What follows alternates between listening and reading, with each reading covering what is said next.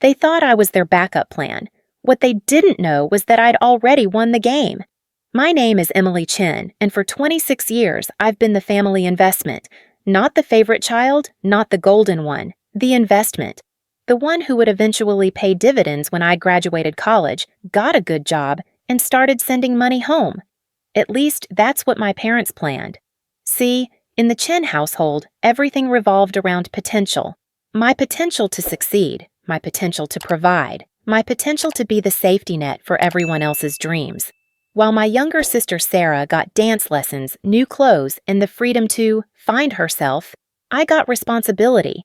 I got the weight of expectations pressing down on my shoulders from the moment I could understand what college meant. The college fund started when I was 5. I remember my dad explaining it to me like it was some grand gesture of love. Every month, Emily, we put money away for your education. You're going to be somebody important. What he didn't mention was that being somebody important came with strings attached, invisible strings that would tie me to this family forever, making me responsible for everyone's happiness, everyone's security. By the time I was in high school, those strings had turned into chains. When Sarah wanted to quit violin because it was too hard, they let her. When I wanted to quit advanced calculus because I was overwhelmed, they told me I couldn't disappoint the family's future. When Sarah got her license and crashed Dad's car 2 weeks later, they bought her a new one. When I asked if I could get a part-time job to have some spending money, they told me my job was to focus on grades. The pattern was so consistent it became invisible. Sarah was allowed to be human, to make mistakes, to change her mind, to live in the moment. I was allowed to be perfect. Nothing more, nothing less. College applications were a nightmare. While Sarah was deciding between homecoming dresses, I was writing essay after essay, filling out scholarship applications until my fingers cramped. My parents would check my progress daily, asking about SAT scores, demanding to see my essays, treating my future like a business plan they were investing in. Remember, Emily, Mom would say, this college fund represents years of sacrifice. Don't waste it. The irony wasn't lost on me. They called it sacrifice, but they never asked what I was sacrificing. My teenage years, my social life, my chance to just be a kid, all sacrificed on the altar of their expectations. But here's what they never bothered to learn about me. I'm not just smart, I'm strategic. And while they were busy planning my future as their personal ATM, I was planning something entirely different. Sarah floated through high school like she was born to be adored, and maybe she was.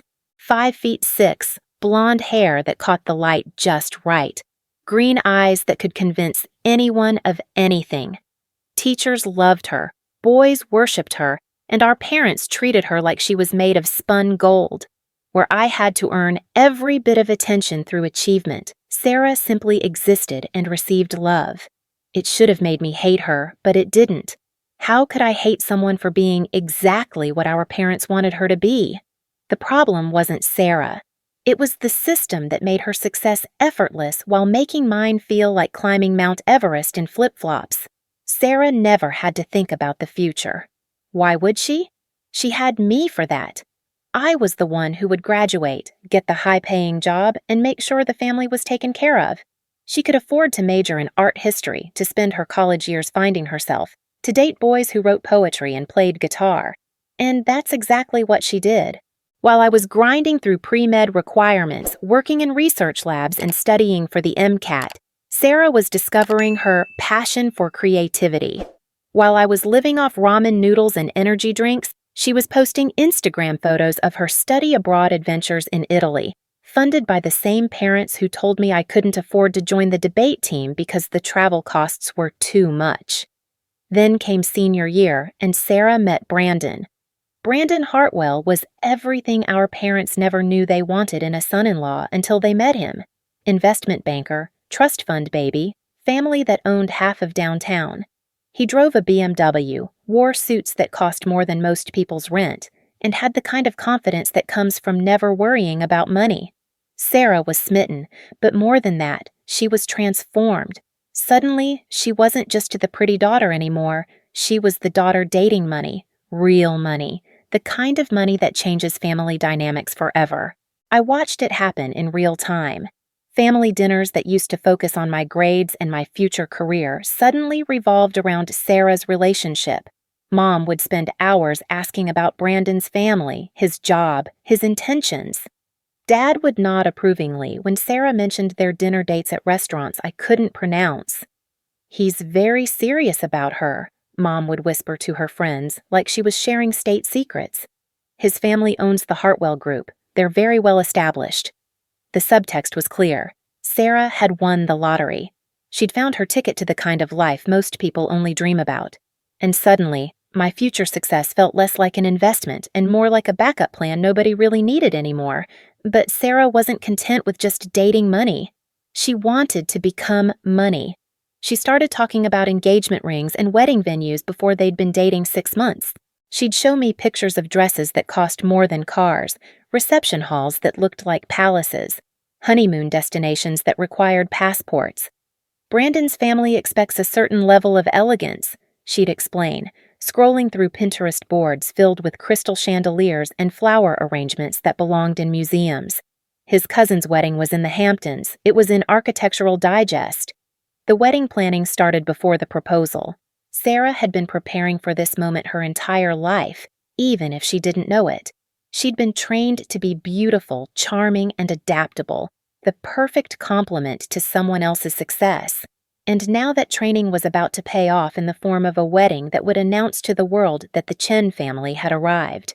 When Brandon finally proposed, on a beach in Santorini, because of course he did, our parents acted like they'd won the lottery themselves. Mom cried for 3 days straight. Dad started wearing his best suits to work, like he was practicing for his new role as father-in-law to money. The engagement party was a preview of what was to come. Brandon's family hosted it at their country club, the kind of place where the parking lot was full of cars I'd only seen in magazines. I wore my best dress, the one I'd bought for medical school interviews, and spent the evening watching my parents transform into people I barely recognized. Mom laughed too loud at jokes that weren't funny. Dad talked about his investment portfolio to anyone who would listen, like he was more than a middle manager at an insurance company. They were performing the roles of wealthy in-laws, auditioning for a part they weren't sure they'd been cast in yet. But Sarah belonged there. She moved through that party like she'd been born to it, gracious and elegant and completely at ease. For the first time in my life, I saw her as something other than my little sister. I saw her as she really was, a woman who knew exactly what she wanted and exactly how to get it. The engagement lasted 6 months, and every day of it was a masterclass in wedding planning. Sarah approached it like a military campaign, complete with spreadsheets, vendor meetings, and a vision board that took up an entire wall of her bedroom. The venue alone cost more than most people's annual salary. The flowers were being flown in from Ecuador. The dress required 3 fittings and came with its own insurance policy.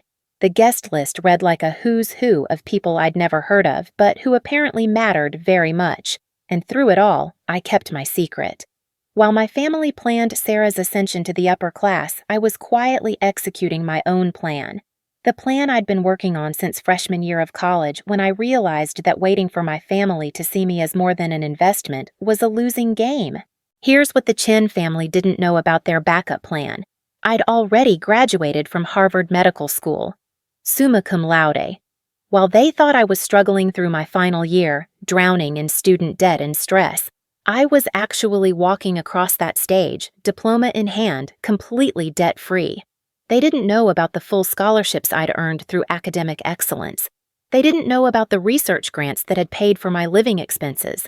And they definitely didn't know about the 3 software patents I'd developed during my biomedical engineering undergraduate program. Patents that were now generating passive income to the tune of $500,000 a year. You see, while Sarah was learning how to be loved, I was learning how to be invisible. And while she was perfecting the art of being cherished, I was perfecting the art of being underestimated. My parents had spent so many years seeing me as their future meal ticket that they never bothered to check if I'd already bought the restaurant. The text message arrived on a Tuesday morning while I was in the middle of a surgical rotation at Massachusetts General Hospital. I was reviewing patient charts when my phone buzzed with a notification that would change everything. "Your sister needs a perfect wedding. We're using your college money." I stared at those words for a full minute, standing in the hallway of one of the most prestigious hospitals in the country, wearing scrubs that had cost more than my childhood allowance, with a medical degree that had taken 6 years to earn hanging on my apartment wall. The irony was so thick I could taste it. My first instinct was anger, pure white-hot rage that made my hands shake as I held the phone. 21 years of saving, they said. 21 years of sacrifice, they claimed. 21 years of telling me that money was for my education, my future, my chance to make something of myself. But then, I realized something that made me smile despite everything. They still thought I needed them. After all these years, after watching me disappear into the academic world for 6 years, after minimal contact during medical school, they still believed I was the same 18-year-old girl who had left for college with tears in her eyes and promises to make them proud. They had no idea that I was currently pulling down a resident's salary while earning patent royalties that exceeded what most people made in a decade. They didn't know that I'd been featured in medical journals for my research on AI-assisted surgical procedures. They couldn't imagine that their investment had already paid off beyond their wildest dreams, just not in the way they'd planned. I typed back, "I want her to be happy too." It was the truth. I did want Sarah to be happy. I wanted her to have the wedding of her dreams, to marry the man she loved, to start her life with joy and celebration. What I didn't want was to continue being the family's silent benefactor, expected to fund other people's dreams while my own achievements went unnoticed. But they didn't need to know that yet. The next few weeks were fascinating from an anthropological perspective. I watched my family navigate the complex waters of wedding planning with money they believed was borrowed against my future. Mom would call me with updates, her voice bright with excitement and tinged with guilt. "The venue is absolutely gorgeous, Emily. Sarah's going to look like a princess. I know this is hard for you, sweetheart, but you'll understand when it's your turn." My turn. As if I was waiting in line for someone else's approval to be happy. Dad was more direct in his guilt management approach. "This wedding is an investment in all our futures, Em. Brandon's family, their connections. This opens doors for everyone. You'll benefit from this too down the line." Down the line. When Sarah was established in her new social circle, when the Hartwell name carried weight for the whole family, when I would presumably need their help navigating a world I was supposedly too naive to understand on my own. Sarah herself was the most interesting to watch. She'd call me with wedding updates, her voice a mixture of excitement and careful concern. "I hope you're not too upset about the college fund thing," she'd say. "I mean, you're so smart, you'll probably get scholarships anyway, right? And maybe Brandon's dad can help you find a good job after graduation." A good job after graduation. I was currently working alongside some of the most brilliant medical minds in the world, contributing to research that would save lives, and my little sister was promising to help me find a good job through her future father-in-law's connections. The wedding planning reached fever pitch as the date approached. Sarah had chosen a venue that looked like something out of a fairy tale. All marble columns and crystal chandeliers, with gardens that belonged in Architectural Digest. The guest list had grown to 300 people, half of whom I'd never met, but who apparently needed to witness Sarah's transformation from middle-class girl to society wife. Mom had taken a leave of absence from her job to focus full-time on wedding coordination. She carried around a binder the size of a phone book, filled with seating charts, vendor contracts, and emergency contact numbers for everything from the florist to the horse-drawn carriage company. "This has to be perfect," she'd mutter, flipping through pages of notes. "The Hartwells will remember this forever. This represents our family." Our family. Not Sarah's wedding, not Sarah's happiness. Our family's reputation was riding on centerpieces and place settings. Dad had invested in a new tuxedo and had been practicing his father of the bride speech for weeks. I'd heard him rehearsing in the garage, talking about his little princess and his pride and joy, words that had never been applied to me despite my academic achievements, but flowed freely when discussing Sarah's success in landing a rich husband. The financial details were staggering. $50,000 for the venue alone, $20,000 for flowers that would die within a week, $15,000 for a dress that would be worn once, another $10,000 for photography to capture the moment our family officially joined the ranks of the socially acceptable. My college fund, 21 years of careful saving, 21 years of sacrifice, 21 years of promises about my future, was being transformed into one day of someone else's dreams. And still, I said nothing. 3 days before the wedding, the venue called. I wasn't supposed to know about it, but I overheard Mom's panicked phone conversation with Dad from my childhood bedroom where I was staying for the wedding weekend. "They need the final payment confirmed," Mom was saying, her voice tight with stress. "The college fund account, there's some kind of issue with the transfer." There was no issue with the transfer. The issue was that I had quietly moved that money 6 months earlier, right around the time Sarah had started referring to her wedding as the social event of the season, and Mom had started talking about how I would understand when I was older. I'd moved it to an investment account under my name, where it sat earning interest while my family planned a party with money they no longer had access to. It wasn't theft. My name had been on that account since I was 18. It was just redirection. "What do you mean there's an issue?" Dad's voice carried from the kitchen.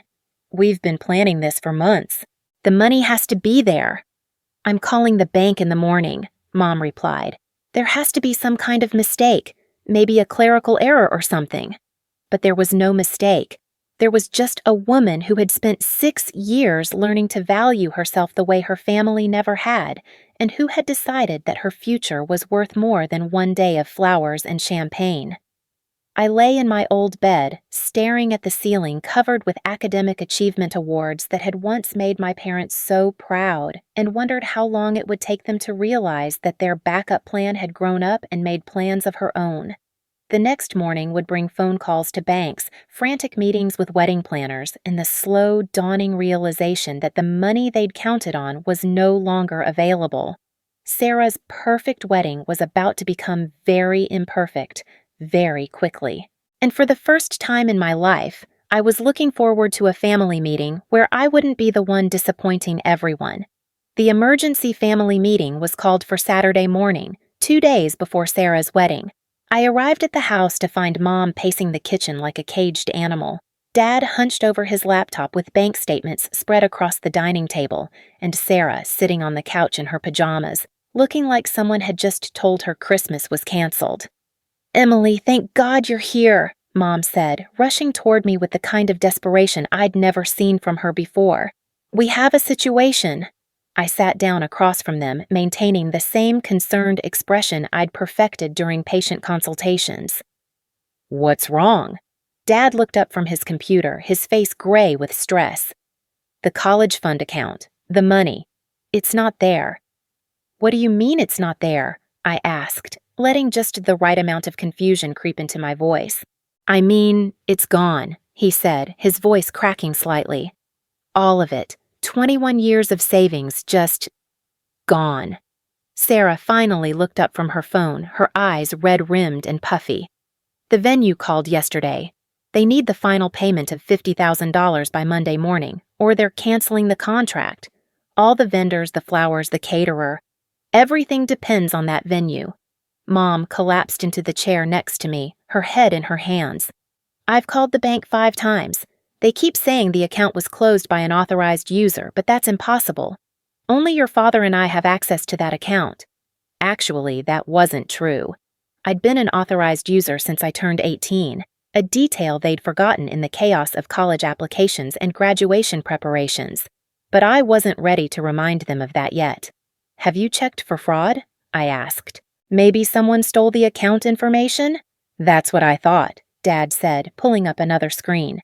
"But there's no evidence of unauthorized access. The bank says the money was transferred to another account 6 months ago, and all the paperwork looks legitimate." 6 months ago, right around the time Sarah had started talking about inviting 300 guests and hiring a horse-drawn carriage for her entrance. "Can you call the bank again?" Sarah pleaded. "Maybe if all of us go in person, they can figure out what happened. There has to be some kind of mistake." I watched my family unravel in real time, and for a moment, I almost felt sorry for them. Almost. But then I remembered 18 years of being told my dreams came second, 6 years of being forgotten while I built my career, and a lifetime of being valued only for what I could provide rather than who I was. Actually, I said, reaching into my purse and pulling out a folder I'd prepared for this exact moment, there's something I need to tell you all. I placed my Harvard Medical School diploma on the table, followed by my medical license, my research publication certificates, and finally, the patent documentation that showed my annual royalty income. The silence that followed was so complete I could hear the kitchen clock ticking. Mom picked up the diploma with shaking hands, reading it like it was written in a foreign language. Harvard Medical School, Doctor of Medicine, summa cum laude. She looked up at me with confusion. Emily, I don't understand. You're still in school. No, Mom, I said gently. I graduated 2 years ago. I'm currently a surgical resident at Massachusetts General Hospital. Dad reached for the patent papers, his eyes scanning the financial information. These royalty payments? This says you're earning… He paused, his face going white. $500,000 a year? From the software patents, yes, plus my resident salary, plus the income from the medical consulting work I do on weekends. Sarah was staring at me like I'd grown a second head. But you never said anything. We thought you were struggling. We thought you needed help. You never asked, I said simply. You never asked how I was doing, what I was achieving, or whether I needed anything. You just assumed I was the same 18-year-old girl who left for college 6 years ago. Mom set the diploma down carefully, as if it might break. Why didn't you tell us? Because I wanted to see what kind of people you really were, I replied. I wanted to know if you loved me for who I am or just for what you thought I could provide for the family. The weight of that statement settled over the room like a heavy blanket. I could see each of them processing what I'd said, understanding dawning on their faces. The college fund, Dad said slowly. You moved the money? 6 months ago, I confirmed, when it became clear that my education fund was being repurposed for Sarah's wedding without anyone bothering to ask if I might have an opinion about that.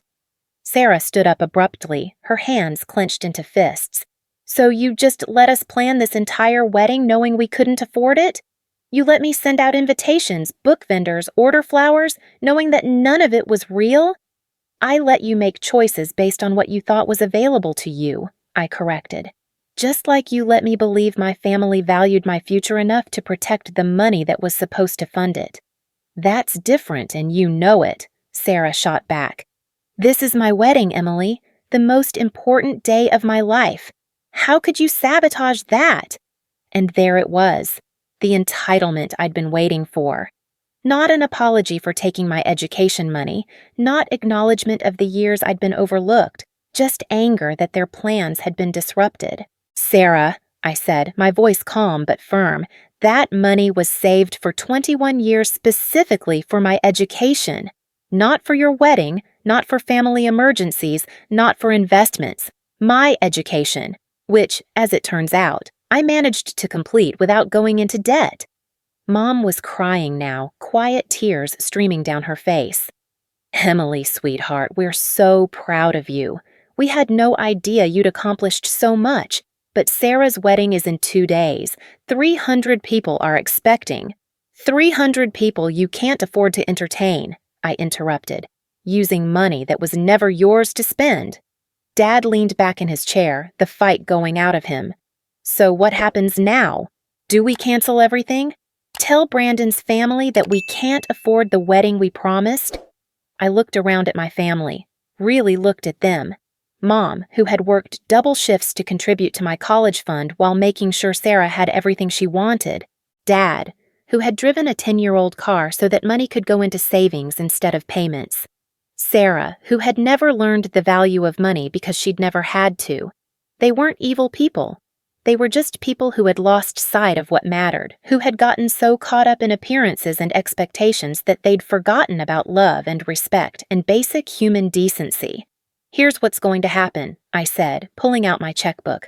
I'm going to give Sarah the wedding she deserves. Not the wedding she wants, but the wedding she deserves. I wrote out a check for $15,000 and placed it on the table. This will cover a beautiful, intimate wedding for 50 people. A nice venue, lovely flowers, good food, and professional photography. Everything you need to celebrate the beginning of a marriage. Sarah stared at the check like it was a snake. 15,000?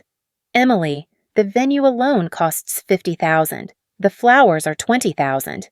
The dress was 15,000 by itself. Then you'll need to make some choices, I said. You can have a wedding that celebrates love and family, or you can have a wedding that impresses people who don't really care about you. But you can't have both, and you can't have it with money that isn't yours. This is ridiculous, Sarah said, her voice rising. Brandon's family is expecting a certain level of elegance. His cousin's wedding was featured in magazines. I can't show up to my own wedding looking like we're poor. We are poor, Sarah, I said bluntly. We've always been poor. The only reason you're marrying into money is because you're beautiful and charming, not because our family has any social standing. And there's nothing wrong with that, but let's not pretend we're something we're not. Mom gasped at my words, but Dad nodded slowly. She's right, he said quietly. We've been living in a fantasy, thinking that one expensive wedding would somehow change who we are. I can't believe you're all turning on me like this, Sarah said, tears starting to flow. This is supposed to be the happiest time of my life, and you're ruining it. No one's ruining anything, I said, standing up. I'm offering you $15,000 for a wedding, which is more than most people spend on their entire first year of marriage. You can take it and have a beautiful day celebrating your love for Brandon, or you can refuse it and figure out how to pay for the extravaganza yourself. You know I don't have that kind of money, Sarah said. Then maybe you should have thought about that before planning a wedding you couldn't afford with money that wasn't yours, I replied. The next 24 hours were a whirlwind of phone calls, cancellations, and renegotiations. Sarah spent most of Sunday crying in her room while Mom worked frantically to salvage what she could of the wedding plans. The $50,000 venue was out, obviously, but Mom found a lovely garden pavilion at a local park that could accommodate 50 people for $2,000. The $20,000 floral arrangements became simple bouquets from a local florist for $800. The $15,000 dress stayed, it was already bought, but the horse-drawn carriage became Dad's freshly washed SUV, decorated with white ribbons. I watched from the sidelines as my family learned to distinguish between what they wanted and what they needed. It was painful and educational and long overdue. Sarah emerged from her room Monday evening, her eyes swollen from crying, but her voice steady. I need to talk to you, she said, finding me in the backyard where I was reviewing patient files. Okay, I said, closing my laptop. She sat down next to me on the porch swing, the same swing where we'd spent countless summer evenings as children. I owe you an apology, she said quietly. You don't owe me anything, Sarah. Yes, I do, she insisted. I've been thinking about everything you said, and you're right. I've been so focused on having the perfect wedding that I forgot about having a perfect marriage, and I've been so used to getting what I want that I never stopped to think about what it cost other people. I turned to look at her, seeing something in her face I'd never noticed before. Maturity. I didn't know about Harvard, she continued. I didn't know about your patents or your job or any of it. And that's my fault because I never bothered to ask. I was so caught up in my own life that I forgot you had one too. Sarah, let me finish, she said. I've been the golden child my whole life, and I used that. I used the fact that Mom and Dad would give me anything I wanted, and I used the fact that you would sacrifice anything for family. That wasn't fair to you, and it wasn't fair to them either. She was quiet for a moment, picking at a loose thread on her jeans. Brandon's been asking questions about the wedding changes. He wanted to know why we were scaling back, and I told him the truth. About the college fund, about you, about everything. How did he take it? Sarah smiled for the first time in days. He said he was relieved. He'd been worried that his family's expectations were putting too much pressure on us. He actually suggested we elope, but I told him I wanted you and Mom and Dad there, even if it's just us and a few close friends. The wedding took place on a perfect September morning in the park pavilion, surrounded by 50 people who actually mattered. Sarah looked radiant in her $15,000 dress, which was just as stunning in the simple garden setting as it would have been in the marble palace she'd originally planned. Mom had managed to create magic on a budget, with white roses and baby's breath creating an elegant backdrop for the ceremony. Dad walked Sarah down a petal-strewn path to where Brandon waited, looking more relaxed and happy than I'd seen him during any of the original wedding planning. The Hartwells, to their credit, seemed charmed by the intimate setting. Brandon's mother actually complimented Mom on creating such a refreshingly personal ceremony, so different from the over-the-top productions they usually attended. During the reception, I found myself talking to Brandon's father, expecting the conversation to be awkward given the circumstances. Instead, he surprised me. "Sarah tells me you're a doctor," he said, offering me a glass of champagne. "Surgical resident at Mass General," I confirmed. "Impressive. And I understand you're also involved in medical technology development?" Word traveled fast in small weddings. "I hold a few patents in AI-assisted surgical procedures." He nodded approvingly. "We've been looking for investment opportunities in medical technology. If you ever decide to expand your research into a commercial venture, I'd be interested in discussing it." I smiled, realizing that Sarah's marriage had indeed opened doors for the family, just not in the way anyone had expected. "I'd like that." 6 months later, I opened my own medical practice specializing in minimally invasive surgical procedures. The $15,000 I'd given Sarah for her wedding was the same amount I donated to start a free clinic for uninsured patients. Sarah and Brandon came to the clinic's opening ceremony, along with Mom and Dad. My little sister had grown up a lot in those 6 months, volunteering at the local community center and using her connections with Brandon's family to organize charity fundraisers. "I'm proud of you," she said, hugging me after the ribbon-cutting ceremony. "I'm proud of you too," I replied, and meant it. Our family was different now. Smaller maybe, but more honest. We'd learned to value each other for who we were, rather than what we could provide. It had taken a canceled wedding and a lot of difficult conversations, but we'd finally figured out what really mattered. Mom still called me every week, but now she asked about my work, my research, my life outside of what I could do for the family. Dad bragged about my medical practice to anyone who would listen, not because of what it meant for him, but because he was genuinely proud of what I'd accomplished. And Sarah?